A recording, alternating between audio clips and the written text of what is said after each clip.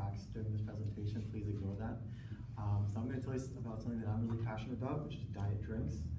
I only drink diet drinks, and I'm going to tell you about specifically the artificial sweetener inside aspartame.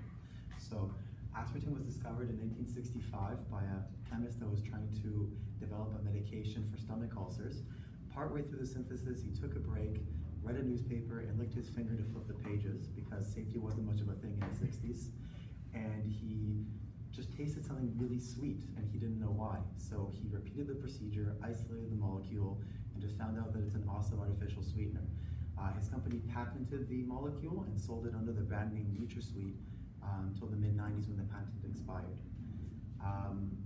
Now, aspartame, fun fact, is actually it has slightly more calories per gram than sugar. Sugar has 3.8 and aspartame has 4. But aspartame is 200 times sweeter than sugar.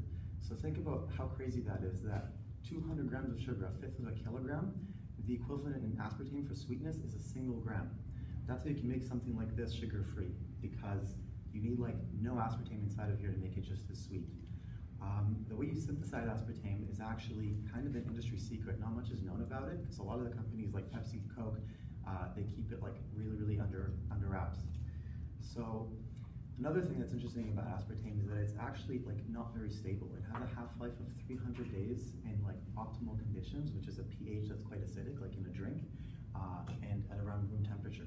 So what companies do to resolve this is they pair it with another artificial sweetener called acesulfame potassium. You'll always see on the label that they're written together. The reason why, there's actually two. One, it balances the aspartame and makes it last a little bit longer and under like slightly less favorable conditions.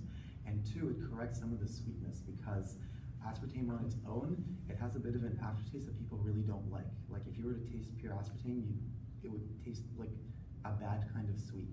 And the other artificial sweetener corrects this. Now, in terms of safety, there's a lot of rumors that go around, like internet rumors, blah, blah, blah, that aspartame causes cancer or diabetes, and none of them are true. Since it was discovered in 1965, it's been the most researched and investigated artificial sweetener in the world. There have been over 600 studies that look into the safety of human consumption of aspartame, and none have found any real evidence of it causing any adverse health effects.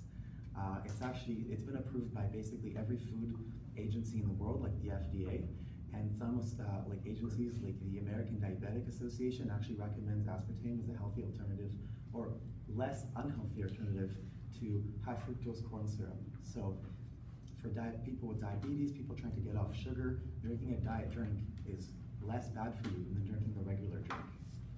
So, hope you learned something today. That's all I had to say, and maybe next time you go to McDonald's, you can drink Diet Coke.